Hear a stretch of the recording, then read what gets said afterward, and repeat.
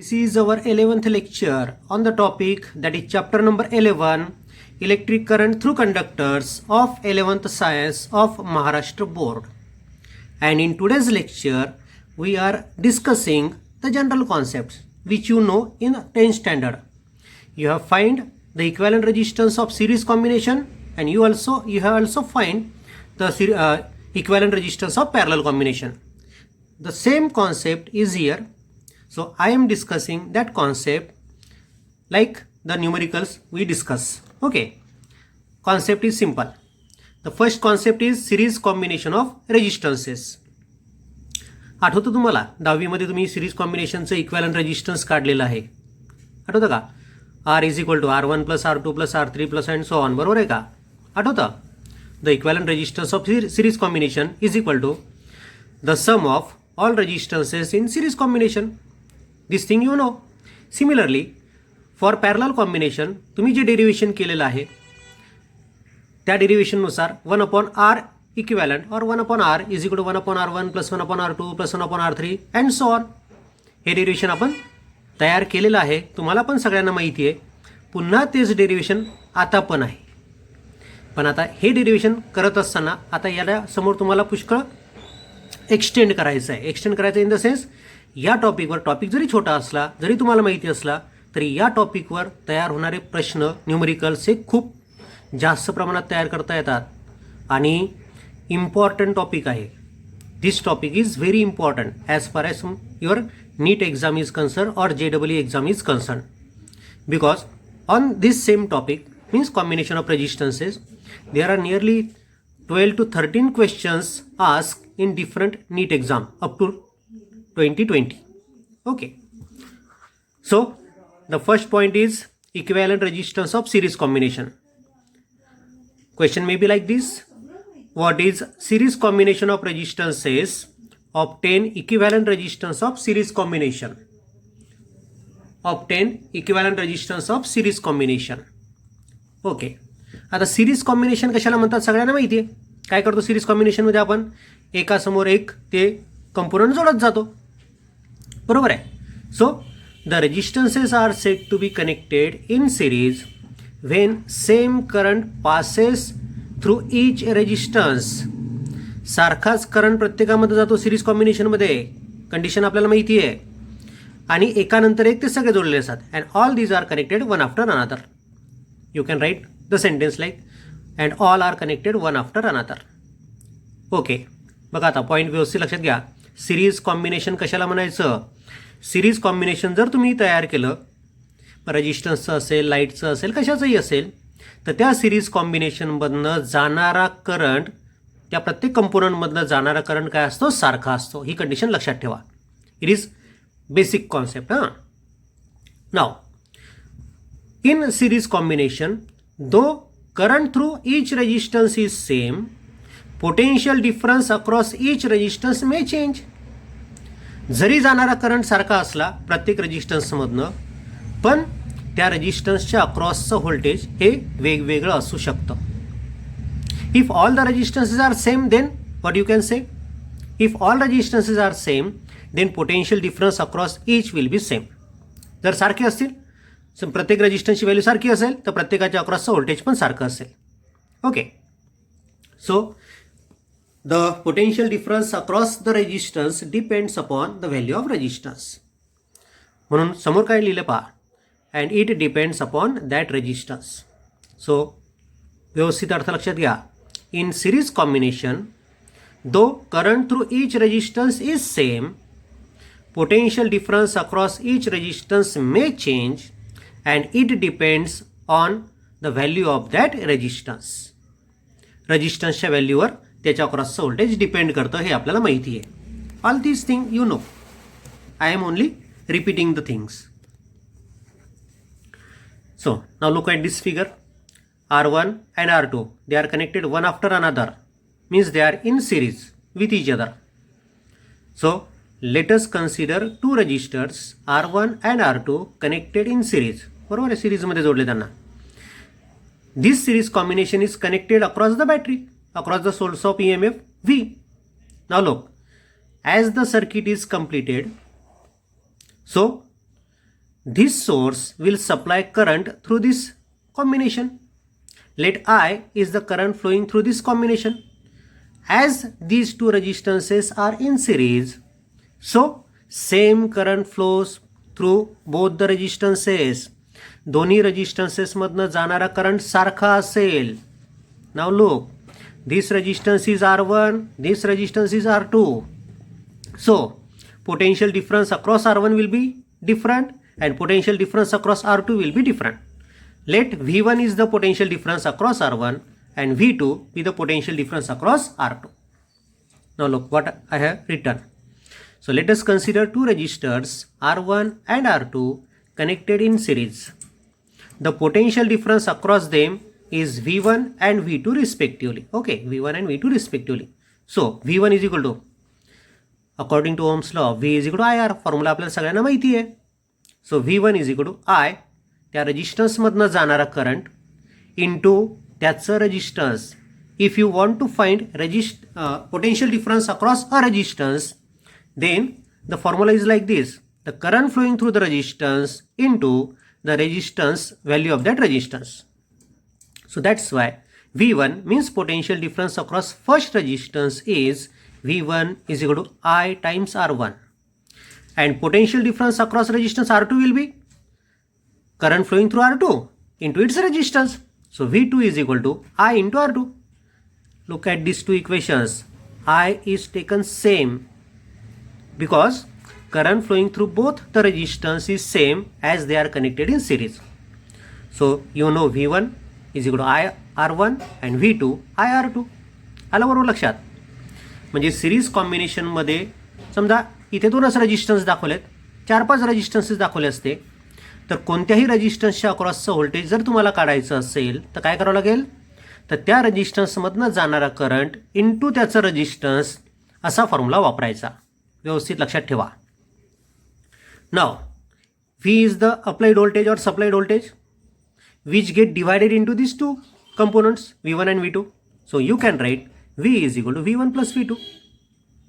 So V is equal to IR1 plus IR2. V1 ची value टाकली IR1, V2 की value आपण टाकली या ठिकाणी IR2. टेक I कॉमन, ब्रॅकेटमध्ये R1 plus R2. Now look V is equal to I times R1 plus R2. But V means applied potential difference in terms of Ohm's law. How you can write? V is equal to IR.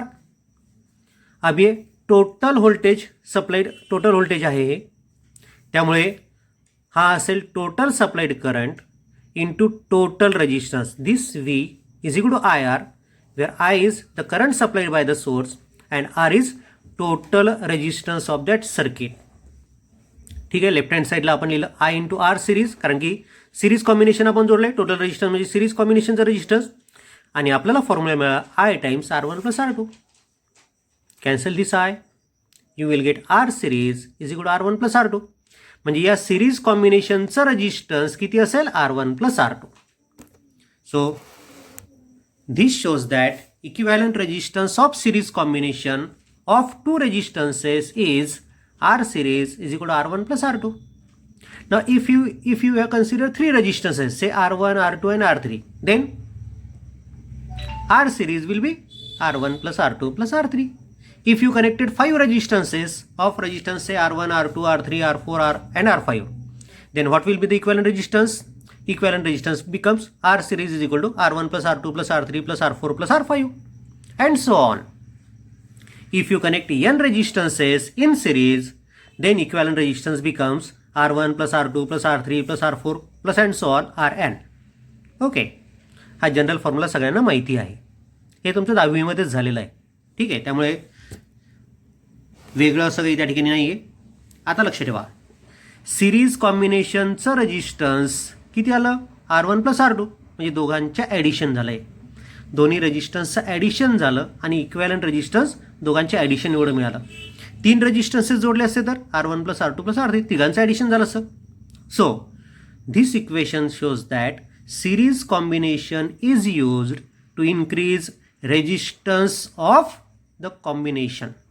जर तुम्हाला सर्किटमधलं resistance वाढवायचं असेल तर सिरीजमध्ये resistance जोडायचं. व्यवस्थित लक्षात ठेवा concept.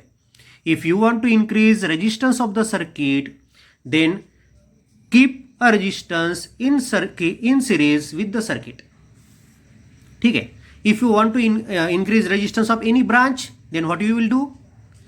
To increase the resistance of that branch, you have to connect a resistance in series with that branch.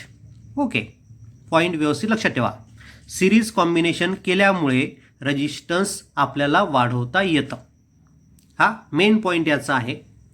Series combination जेव्हा असेल रेजिस्टन्सेसचं तर प्रत्येक रेजिस्टन्समधनं जाणारा करंट सारखा असेल. दुसरा पॉईंट. तिसरा पॉईंट काय लक्षात ठेवायचं तुम्हाला? सिरीज कॉम्बिनेशनमधले रेजिस्टन्सेस जर वेगवेगळ्या व्हॅल्यूचे असतील तर त्यांच्या अक्रॉसचं व्होल्टेज वेगवेगळं असतं. हा तिसरा पॉईंट. चौथा पॉईंट काय लक्षात ठेवायचं तुम्हाला? सिरीज कॉम्बिनेशनमधले सगळे रेजिस्टन्सेस जर सारखे असतील तर प्रत्येकाच्या अक्रॉसचं व्होल्टेज पण सारखं असेल. ठीक आहे. चारही पॉईंट व्यवस्थित लक्षात ठेवा. Now the second derivation is we have to find the equivalent resistance of parallel combination. आता सिरीज कॉम्बिनेशनचं आपण जे इक्विव्हॅलंट रेजिस्टन्स काढलं तर ते काय आलं होतं? R series is equal to R1 plus R2 plus R3 and so on. Okay. And in parallel combination, we know the relation. आपण 10वी मध्येच काढलेलं आहे. 1 upon R is equal to 1 upon R1 plus 1 upon R2 plus 1 upon R3 and so on. आता लक्ष द्या. Series कॉम्बिनेशनमध्ये प्रत्येक रेजिस्टन्समधनं जाणारा करंट सारखा होता. पॅरलल कॉम्बिनेशनमध्ये काय असतं आठवतं? पॅरलल कॉम्बिनेशनमध्ये प्रत्येकाच्या अक्रॉसचं व्होल्टेज सारखं असतं. पोटेन्शियल डिफरन्स प्रत्येकाच्या अक्रॉस सारखा असतो. का बरं सारखा असतो? कारण की प्रत्येक रेजिस्टन्स हा त्या 2 पॉईंटमध्येच जोडलेला असतो सर्किटमध्ये. ठीक आहे. मग पॅरलल कॉम्बिनेशन कशाला म्हणायचं पहिले आपण त्याचा विचार करू आणि नंतर मग इक्विव्हॅलंट रेजिस्टन्स काढण्यासाठी आपण डेरिव्हेशन बघू. So the resistances are set to be connected in parallel when potential difference across each resistance is same. Parallel कॉम्बिनेशनमध्ये जे तुम्ही रेजिस्टन्सेस जोडसाल त्या प्रत्येकाच्या अक्रॉसचं व्होल्टेज सारखं असेल. Voltage across each resistance is same and all are connected between same two electrical points. And all are connected in same two electrical points. बघा, these two resistances are in parallel. याचं एक terminal आणि याचं एक terminal इथे common झालं आहे. बरोबर आहे. याचं दुसरं टर्मिनल आणि याचं दुसरं टर्मिनल या ठिकाणी कॉमन झालं आहे आणि हा पॉईंट इलेक्ट्रिकल सर्किटमध्ये या ठिकाणी आपण जोडला आहे. त्यानुसार आपल्याला काय म्हणता येतं बघा.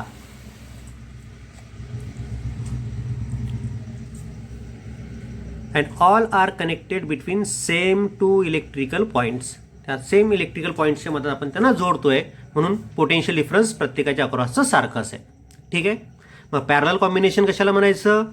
पॅरलल कॉम्बिनेशनमध्ये प्रत्येक कंपोनंटच्या अक्रॉसचं पोटेन्शियल डिफरन्स म्हणजेच व्होल्टेज सारखं असेल. पहिला पॉईंट व्यवस्थित लक्षात ठेवा. पॅरलल कॉम्बिनेशनमध्ये प्रत्येकाच्या अक्रॉसचं व्होल्टेज सारखं असेल. तिकडे सिरीज कॉम्बिनेशनमध्ये काय होतं? सिरीज कॉम्बिनेशनमध्ये प्रत्येकामध्ये जाणारा करंट सारखा होता. Okay. Now in parallel combination, though voltage is same across each resistance, the current flowing through it depends on its resistance. आता पॅरलल कॉम्बिनेशनमध्ये जरी व्होल्टेज सारखं असलं तरी त्या प्रत्येक रेजिस्टन्समधनं जाणारा करंट हा वेगवेगळा असू शकतो. Okay. It depends on the value of resistance. त्या रेजिस्टन्सची व्हॅल्यू किती आहे याच्यावर तो जाणारा करंट डिपेंड करेल. आणि समजा ते पॅरलल कॉम्बिनेशनमध्ये जोडलेले सगळे रेजिस्टन्सेस सारख्या व्हॅल्यूचे असतील तर पॅरलल कॉम्बिनेशनमध्ये सगळे रेजिस्टन्स सारखे असतील तर म्हणजे आरची व्हॅल्यू सारखी प्रत्येकाच्या अक्रॉसचं व्होल्टेज पण सारखं आहे त्यामुळे प्रत्येकामधनं जाणारा करंट पण सारखा असेल. बघा आता 3 पॉईंट तुमचे कव्हर झाले. पहिला पॉईंट मी तुम्हाला कव्हर करून दिला की पॅरलल कॉम्बिनेशनमध्ये प्रत्येक रेजिस्टन्सच्या अक्रॉसचं व्होल्टेज सारखं असतं. हा पहिला पॉईंट. दुसरा पॉईंट काय? पॅरलल कॉम्बिनेशनमध्ये प्रत्येक रेजिस्टन्समधनं जाणारा करंट वेगवेगळा असेल.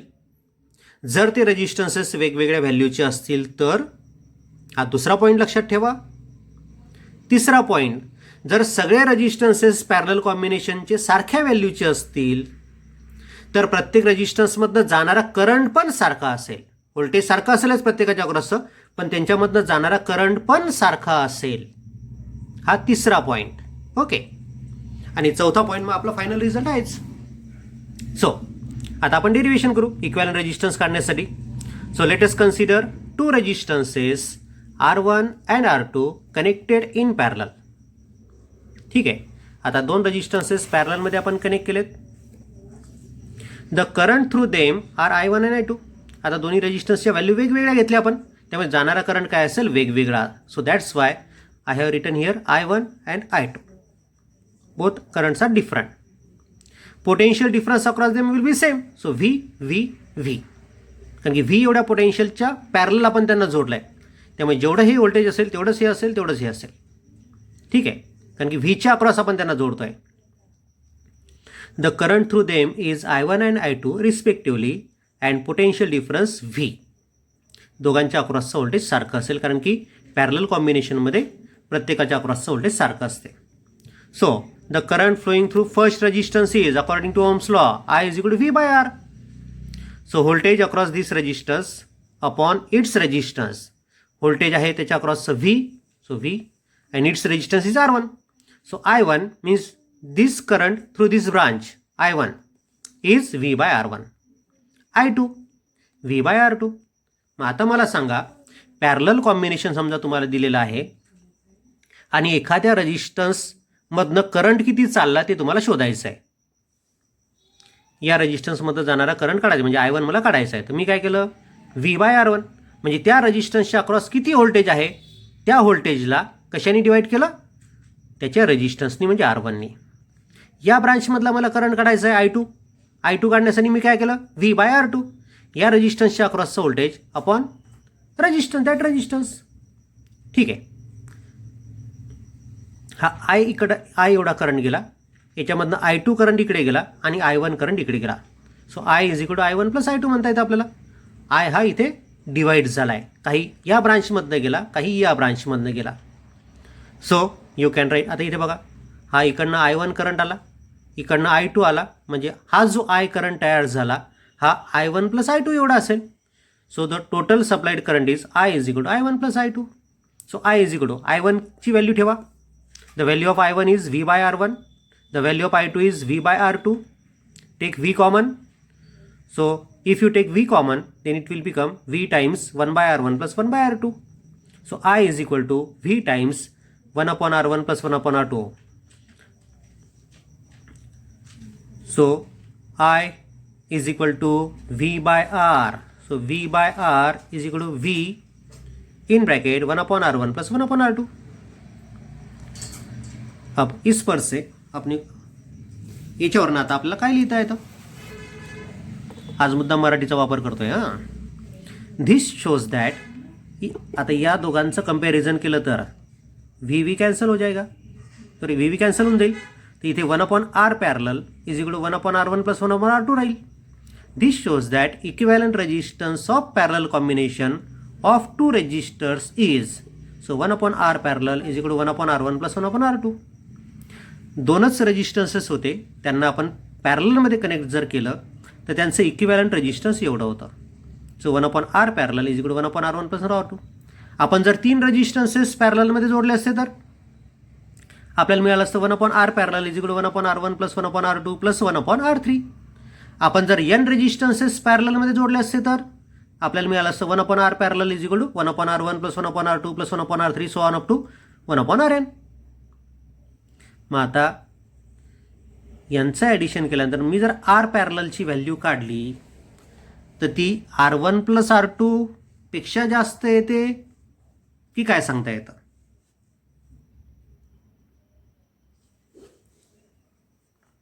या इक्वेशनवरनं काय सांगता येतं की पॅरलल कॉम्बिनेशन केल्यानंतर रेजिस्टन्स वाढतं की रेजिस्टन्स कमी होतं.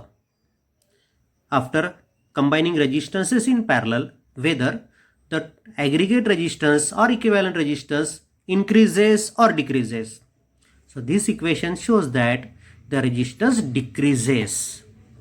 So this equation shows that parallel combination is used to decrease resistance of combination. म्हणजे पॅरलल कॉम्बिनेशनचा वापर करून आपल्याला रेजिस्टन्स कमी करता येतं. आता जे रेजिस्टन्स तुम्हाला मिळतं ते किती असतं याबद्दल एक पॉईंट तुम्ही लक्षात ठेवा. समजा 2 रेजिस्टन्सेस तुम्ही जोडले. एक आहे सारखी घेतो मी 10 ओहमचा, दुसरा 10 ओहमचा. या फॉर्म्युल्यामध्ये व्हॅल्यू टाकून पहा, तुम्हाला इक्वॅलंट मिळेल 5. म्हणजे 2 सारख्या व्हॅल्यूचे रेजिस्टन्सेस जर तुम्ही पॅरललमध्ये जोडले तर इक्विव्हॅलंट रेजिस्टन्स किती असतो? जे रेजिस्टन्स तुम्ही वापरले 10-10चे 2 वापरले तर तुम्हाला 5 मिळेल. 50-50चे 2 वापरले तर तुम्हाला 25 ओहम इक्विव्हॅलंट रेजिस्टन्स मिळेल. 100-100चे 2 पॅरललमध्ये तुम्ही जोडले तर तुम्हाला 50 ओहम इक्विव्हॅलंट रेजिस्टन्स मिळेल. म्हणजे सारख्या व्हॅल्यूचे 2 रेजिस्टन्सेस जर पॅरललमध्ये असतील तर मिळणारं इक्विव्हॅलंट रेजिस्टन्स हे किती असतं? त्या दोन्ही रेजिस्टन्सपैकी कोणताही घ्या एक, त्याच्या हाफ. पॉईंट व्यवस्थित लक्षात ठेवा. सारख्या व्हॅल्यूचे रेजिस्टन्सेस पॅरललमध्ये जोडले तर इक्विव्हॅलंट रेजिस्टन्स त्या रेजिस्टन्सच्या अर्ध असतं. हा महत्त्वाचा कॉन्सेप्ट आहे तुमच्या प्रॉब्लेममधला. ठीक आहे. मग आता सारख्या व्हॅल्यूचे 3 रेजिस्टन्सेस मी जोडले तर मिळणार रेजिस्टन्स किती असेल? त्या रेजिस्टन्सच्या 1/3 R/3. सारख्या व्हॅल्यूचे 4 रेजिस्टन्सेस जोडले तर R/4 का? करून बघा, कॅल्क्युलेशन तुम्हाला करता येतात. प्रत्येक रेजिस्टन्स समजा R घेतला, so 1/R = 1/R + 1/R + 1/R. 3 resistance आहेत म्हणजे 3/R. 1/R parallel = so R parallel is R/3. बरोबर आहे. 4 रेजिस्टन्स घेतले तर R/4. 5 सारख्या व्हॅल्यूचे रेजिस्टन्स घेतले तर इक्वॅलंट असेल R/5. 6 सारख्या व्हॅल्यूचे रेजिस्टन्स घेतले तर R/6 अँड सो ऑन. मग आता काय जनरलाइज करसाल तुम्ही? समजा R व्हॅल्यू असणारे रेजिस्टन्सेस 2 जर पॅरललमध्ये जोडले ते इक्वॅलंट होतं R/2. R व्हॅल्यूचे 3 रेजिस्टन्सेस पॅरललमध्ये जोडले ते इक्वॅलंट होतं R/3. R या व्हॅल्यूचे 4 रेजिस्टन्सेस जर तुम्ही पॅरललमध्ये जोडले ते इक्वॅलंट होतं R/4 अँड सो ऑन. हा पॉईंट एक लक्षात ठेवा. ठीक आहे. मग आता पॅरलल कॉम्बिनेशनच्या संदर्भात काय काय पॉईंट्स तुमच्याजवळ आलेत? पुष्कळ पॉईंट मी तुम्हाला कव्हर करून दिले. पॅरलल कॉम्बिनेशनमध्ये प्रत्येक रेजिस्टन्सच्या अक्रॉसचं व्होल्टेज सारखं असतं, पहिला पॉईंट. दुसरा पॉईंट, जर रेजिस्टन्सेस वेगवेगळ्या व्हॅल्यूचे असतील तर प्रत्येक रेजिस्टन्समधनं जाणारा करंट वेगवेगळा असतो, दुसरा पॉईंट झाला. तिसरा पॉईंट काय बघितला आपण? जर सगळे रेजिस्टन्स सारख्या व्हॅल्यूचे असतील तर प्रत्येक रेजिस्टन्समधनं जाणारा करंट सारखा असतो, हा झाला तिसरा पॉईंट. चौथा पॉईंट, पॅरलल कॉम्बिनेशनचं इक्विव्हॅलंट रेजिस्टन्स किती असतं? तर 1/R पॅरलल = 1/R1 + 1/R2. हा झाला चौथा पॉईंट. पॅरलल कॉम्बिनेशन कशाला वापरलं जातं? तर पॅरलल कॉम्बिनेशन वापरून आपल्याला रेजिस्टन्स कमी करता येतं, हा झाला 5वा पॉईंट. सारख्या व्हॅल्यूचे 2 रेजिस्टन्सेस पॅरललमध्ये जोडले तर इक्विव्हॅलंट किती असतं? R/2. सारख्या व्हॅल्यूचे 3 रेजिस्टन्सेस पॅरललमध्ये जोडले तर इक्विव्हॅलंट किती असतं? R/3. सारख्या व्हॅल्यूचे 4 रेजिस्टन्सेस पॅरललमध्ये जोडले तर इक्विव्हॅलंट किती असतं? R/4 and so on. ठीक आहे. ठीक आहे. मग आता हे सगळे पॉईंट्स तुम्हाला लक्षात आलेच असतील आणि सिंपल आहेत. पण 10वीमध्ये जे तुम्हाला नॉलेज मिळालं आहे त्याच्यामध्ये मी पुष्कळ वाढ करून दिली आहे. हे सगळे एक्स्ट्रा पॉईंट्स तुम्हाला सांगितलेत कारण की हे सगळे एक्स्ट्रा पॉईंट्स तुम्हाला कामात येणार आहे समोरचे प्रॉब्लेम्स सोडवण्यासाठी. ओके.